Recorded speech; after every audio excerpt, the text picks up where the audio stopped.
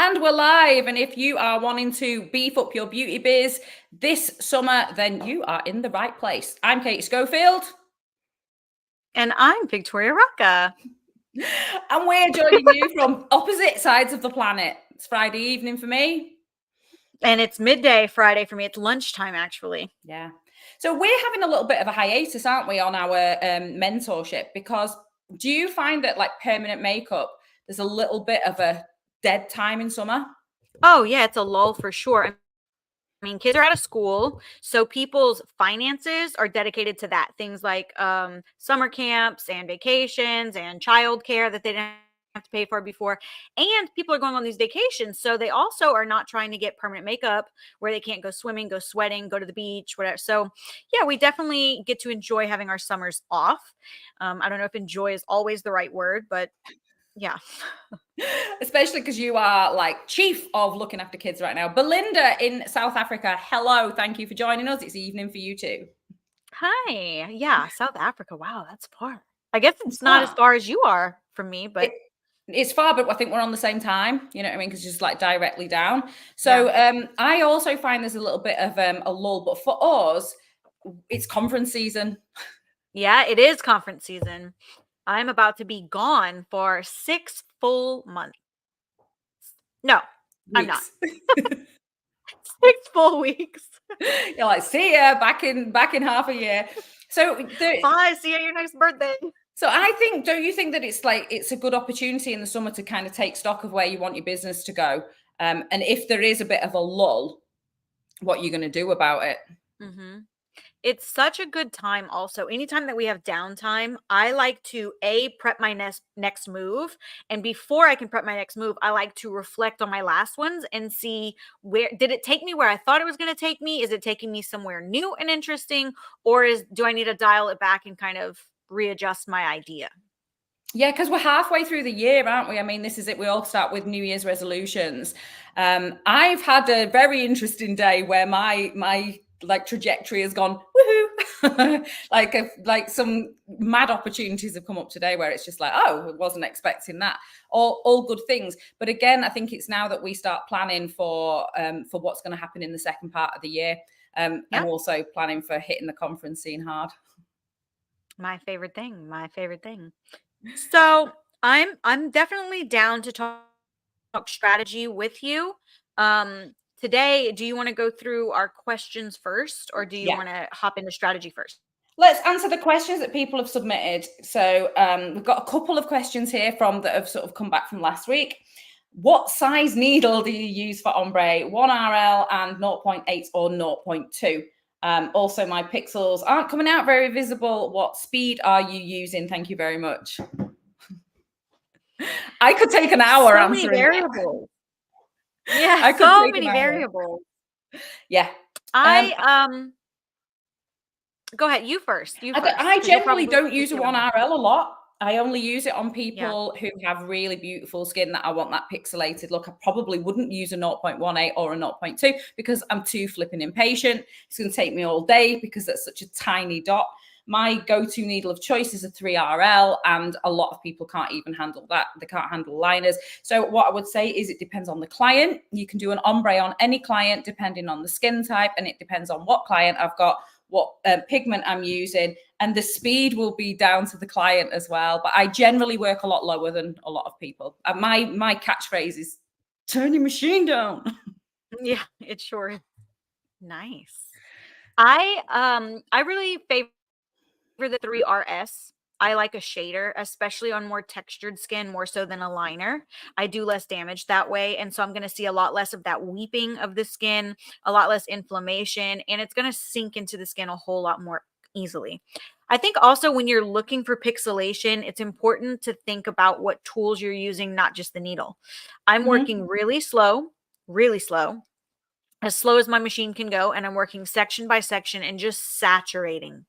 And then as I get to the top or the front of the brow, so either the top or the front of the brow where I want that pixelation, I'm cross hatching. Same. So that it's lifting out of the skin. Where your needle goes in is where it's going to be the darkest. Where it lifts out is going to be the lightest. So I'm changing my technique a little, and I'm looking at whether I'm using organics or inorganics, depending on how tough the skin is and what the desired outcome is. So, if you have more textured, more rough and tough skin, maybe you've got some scar tissue there or something. Inorganic is really going to be a little more difficult for you to implant, especially with a 1 round. Get out of here. Like, you're going to cause a lot of trauma that way. Yeah, you're going to be working a lot. So your pixel probably not coming out because you're overworking the skin. We both work in the same way, that we kind of do the skin and then we don't really return back to it that much, because the skin's already kind of half healing, and then going back and going over it 3 and 4 times feels a little cruel to me. So and there's epinephrine can only do so much for you there, Yeah, and over here a lot of the time, we can't use that. A lot of people can't use it. So I don't know where this person Kelly is, but I would say get a bigger needle, Kelly, if because a 3RL will still give you pixels. It's still a liner. It's still a very tightly bunched needle. But also, like, if I had someone in who was like 70, I wouldn't be going near her with the 3RL. It might be something more like a 5RS. So the needle depends on the client, and also what I'm trying to do. Yeah. Also, Silvana says, can you tell me about short taper needles? I have 5 boxes from my supplier and I'm not sure they're any good for nano strokes or powder. I usually use medium. What say you, Vic? I am not using a short taper or a medium taper for nano. I actually went out of my way to find extra long taper needles. And Katie, I'll let you get into the science of that, but essentially it allows you to make a finer stroke with your nano. And the ones that I love, I get absolutely no kickback from this. There's no code. Sorry, I don't have a discount for you, but I love a brand called Z Force needles. They come in extra long taper, and they are just... I've never used an extra long taper, so I'd love to try one, but I always do use a long taper. It is quite easy to understand. I wish I'd got some kind of like drawing or something pre-made. Yeah. But the taper of the needle is just the bit where it goes from fat to the point. So if it takes a long time doing it, it's a long taper. And if it does it quite quickly, it's a short taper. So a short taper, the impression on the skin, the dot on the skin is going to be bigger. So obviously the longer the taper, when you're only putting the end of it in, it's going to be really, really fine. So you're going to get finer hair strokes. So I use a long taper for lots of things. The downside of a long taper, there we go. Look at that. So you can see on the drawing that where the short taper is, when the end of that needle goes in the skin, you're going to get a bigger dot. Whereas the long taper, that taper takes longer to taper, so you're going to get a skinnier dot. Downsides of long tapers are you've got more risk of blowing out because the sharper they can pierce the skin, so not so good for beginners. But for nano, I mean, if you've got a box of them, I'd use them for shading. They'll be fine for that. But I wouldn't be using them on your nano because you're just going to get broader strokes. Thick lines. Yeah, thick lines. So there you go. That's what tapers are all about. It's not hard, is it, when you break it down into a Post-it?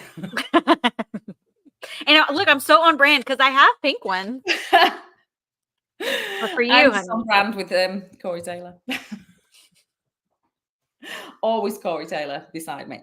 I think that's it for questions that have been submitted this week. Just people say nice things. Love you. We're going to watch your channel blow up. Blah blah blah. That which is lovely. We love hearing all that, and we love hearing that it's helped you. So with regards focusing on the summer, that's been one of my things. We've talked at length, haven't we, about the fact that we've kind of had it with Meta. Oh, beyond. Yeah, I'm actually kind of tired of telling people at this point, if you haven't heeded my advice, I can't help. I can't help anymore. I've told you that if you stay on Instagram and continue banging your head against the wall, before and afters, it's so boring and it's getting you nothing. And by the way, the 200 people, like Katie, you're the queen of saying this to me about YouTube videos. You say 200 people, that's a lot of people. Yeah, that's true. But on Instagram, 14,000 people said, yeah, I want to see your content. And 200 routinely see it. And I don't know what 200 they are. And I didn't pick them. And they didn't pick me. Instagram chose who those 200 people are. Yeah. So they Whereas might be if in my niche, they on might not be YouTube, in my if you niche. follow and sign up for notifications, everyone You gets see a it. notification. I know when you post. It tells me. Yep. It emails me when you're live or when you post something. When I log in, it shows me new posts from so and so. So it's a different vehicle and it's not at all the same. But Instagram is the one choosing those 200. And some of them will be people who follow you, probably the same people over and over again. And some of them will be people who they're like testing you at new audiences, which people think that they want. We want new reach. But actually, those people might not be interested in permanent makeup or might not be in your town ready to buy your services at all. Mhm. So it's a gamble. You're spending so much time trying to figure out what the strategy is to grow on Meta, using the trending audio, doing trends that were done on TikTok 2 months ago and have just now made it over to Meta, and that's what they're pushing. So you have to dance monkey dance, and it I defeats will the not entire dance. purpose. I'm not doing it. It defeats the whole purpose of your marketing, because who's actually seeing your business or your services? They're seeing you dance to Kid Leroy and lip sync the song, and that's nothing to do with your business. Yeah. It's not helping you. So But I can't. what I've noticed this week I'm is feeling very passionate right now, but I've got to tell you, I can't. I've noticed this week though other artists, because I do pop on there, but like for all intents and purposes, people are going to think, oh, Katie's really quiet. It's like, I'm really not being quiet. I'm just digging elsewhere. Just somewhere else. I'm just somewhere else where it's actually getting, where people are asking me questions and it's actually getting me some traction. But I have noticed when I was on there, artists on there going, what content do you want me to make? I'm asking you because it was almost like desperation of like, how am I going to get seen? Like, what do you want to see? And I kind of thought you've got two problems there. A, you don't know your audience. And B, it's because you're getting nothing back from what you're doing. Right.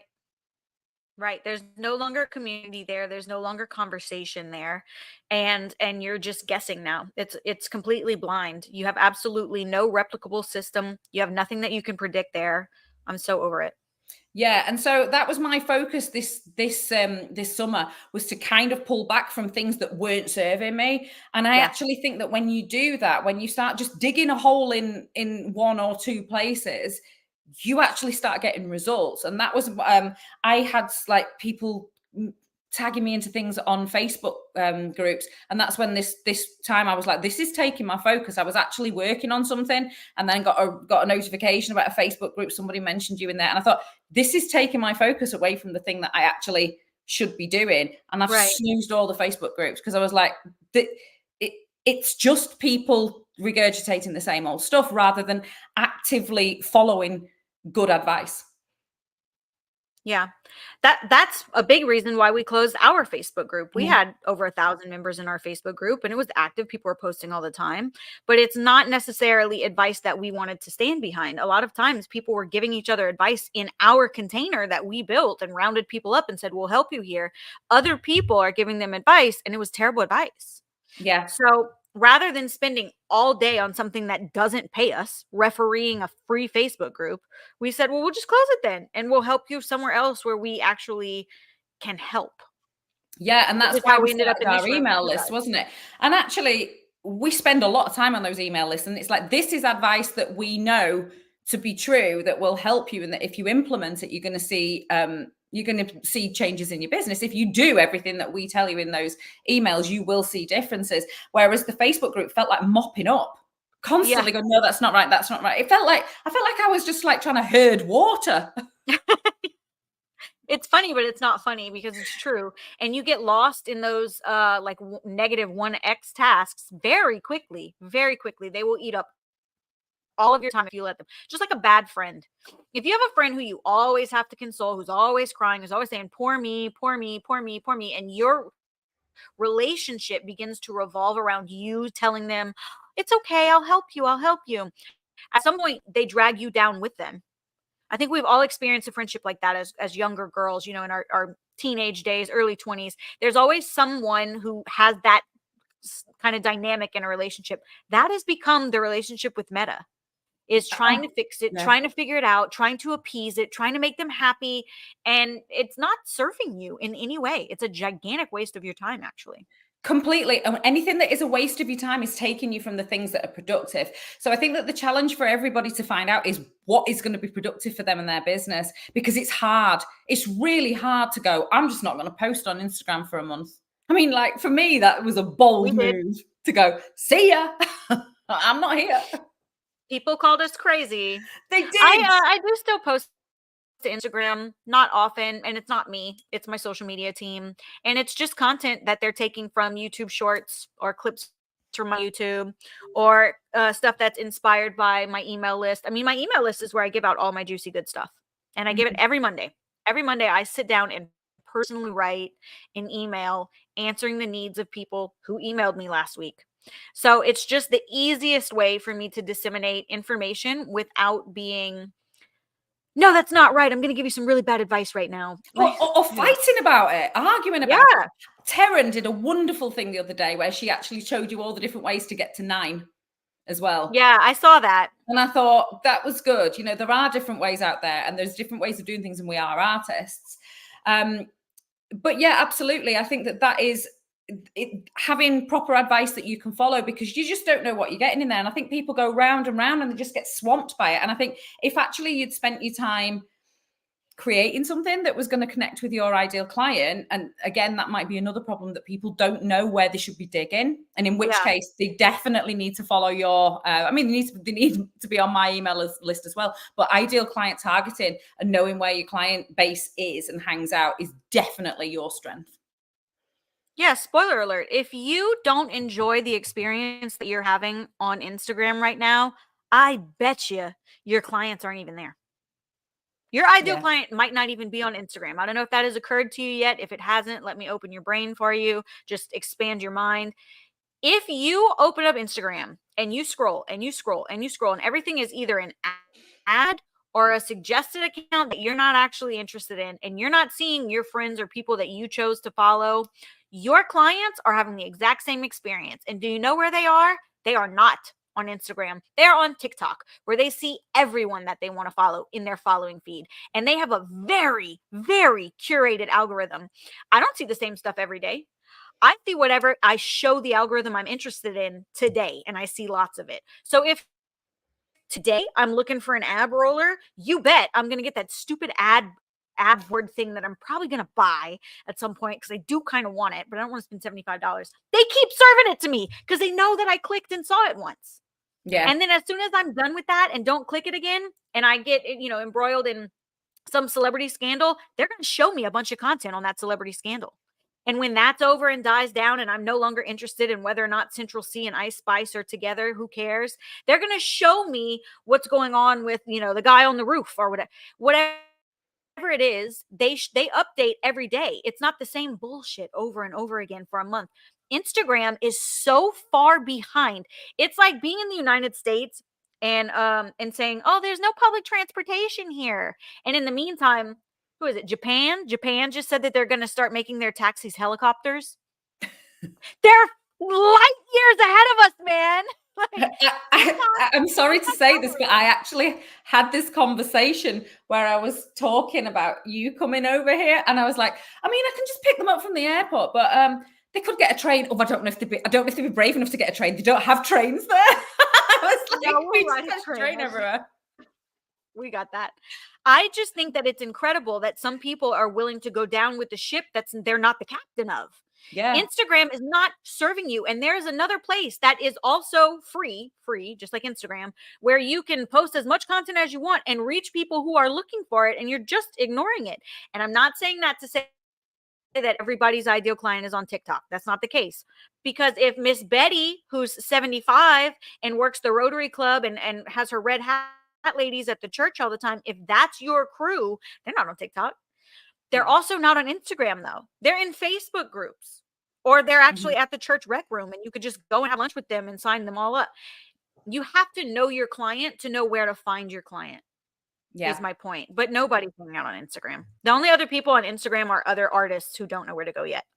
Yeah, but actually seeing people saying, I just don't know what to post, I don't know what to post, shows me that it's getting hard on there. So I'm like, well, why are you sticking around with this guy? He sucks.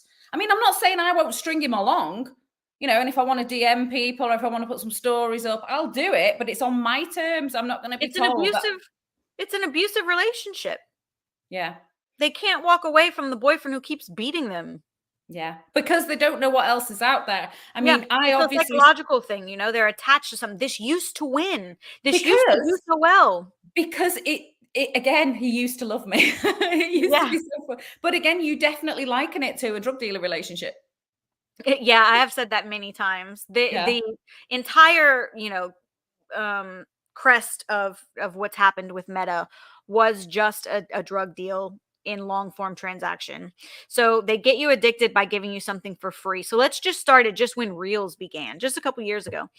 The views on Reels were insane. 75,000, 100,000. I have 2 or 3 different Reels that had 100,000, 200,000. I think I had one hit 1 million.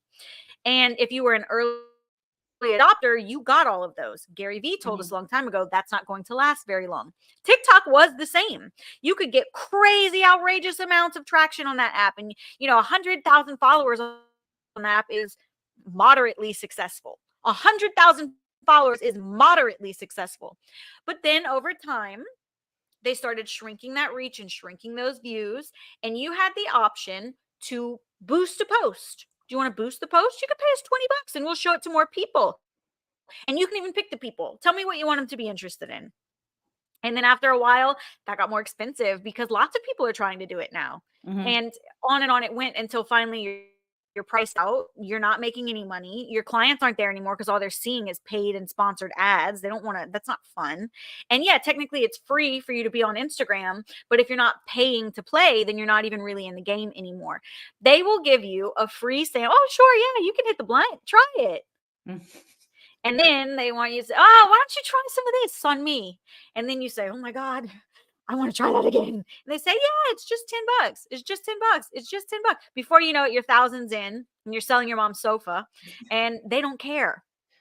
They don't care. And we're seeing that with Facebook ads, people saying it used to work, it used to work, it used to work, and it doesn't. And if it's not working, it's not always just a thing that you can change out of or boost the algorithm or something. You need to go where your clients have gone. Yeah. And I think that should be the focus for people this summer, is finding out where their clients are and digging there and cutting out all the noise, cutting out all the rest of the noise, because the more time you spend wrapped up in noise, the less time you are actually being focused in your business. Yeah. They tell you the same thing about creating content. If you have a block and you can't figure out what to create next, that's why we were originally challenged to take a month off social media. We were told, stop consuming it. Don't be influenced by what anyone else is creating or saying or doing. Take a month with none of that noise and start creating your own stuff, and spend a month just creating your own stuff that is completely uninfluenced by other people, and watch how much more genuine your content is. Watch how much more organically it comes to you. And that was super true. Yeah, completely. And then you want to be a creator, you can't be a consumer. Create, don't consume. That's the other thing as well, because posting for people to connect with your client is great. But if you then get sort of bogged down in everything else that's going on, and that's why I had to get out of the Facebook groups, because I was just getting bogged in people arguing over this and that and this and that. And I don't agree with that. I think this is fine. And I'm like, this is a waste of my time. It is. And honestly, it's also like a cancer on your energy, because people go there to complain. People don't really go there to post their wins, because that's seen as like being a braggart or what. So everything that you read in there is doom and gloom and the world's falling apart. So you for your own mental health and to keep your own spirits up, you can't go in there and just sit in the negativity. Yeah. So I think that's a really good challenge for people for this summer, to have a real good focus. What is it that you set out this year to achieve? Are you there yet? With us, I know what we set out individually and also together to achieve. And we've had some little tangents. Yeah. We've had some tangents. You grow, you change as you go. But also we've had some major positives of kind of, things have taken us into groups that we didn't expect to be in. Yeah. Where we're now like, oh. When I texted you the other night and I was like, he's the president of what? I know. Sometimes, it takes you a place you never expected to go, but you're so glad that you did. Yeah, because you stopped focusing on the noise and started going where the people that you should be listening to are. So we are going to continue, certainly over the summer, to keep posting our emails every week. And we really do. These are written by us. Your questions are received by us to help push you and your business forward. So, and if you're implementing the skills that I teach you and the marketing that Victoria teaches you, you will see differences in your business. Absolutely. Because most of it is stuff that people are not taught. Yeah. That's the thing, is no one's teaching it. But once somebody does start teaching you it, you just have to tune everything else out and do the hard work for 6 weeks or 12 weeks, whatever it is. And when you look up again, you'll see you're in a whole new place. Yeah, because that's what's happened to us, because we said, right, we're taking a month off. We're not being consumers anymore. And we're not getting wrapped up in the politics and whatever's going on. And suddenly we're like, oh,